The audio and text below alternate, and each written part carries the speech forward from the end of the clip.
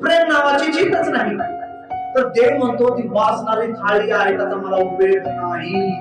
तू किती दान धर्म करशील, किती तू पैसे वाचशील, किती साड्या वाचशील, किती तू भुकेल्याला पाणी जेवण द्यायचे, दान धर्म मोठे मोठे रकमा द्यायचे, पण माझ्या नजरेमध्ये ती वाचणारी थाळी आहे कारण तुझ्यामध्ये प्रेम नाही. हालेलुया. घरातच प्रेम नाही, सगळ्या भावामध्ये प्रेम नाही, आणि मोठ्या भविष्यामध्ये आपण करायला हालेलुया मोठे काम करायलाच, जर प्रेम नाही. देव मध्ये बायबल मध्ये 2 आज्ञा महत्वाच्या आहेत.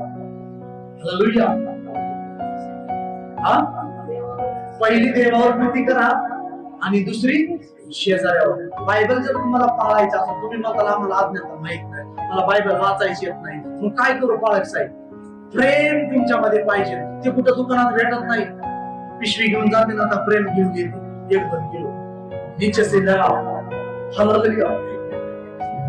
तरीच प्रेम लावा. असलं प्रेम तिथं भेटत नाही दुकानामध्ये.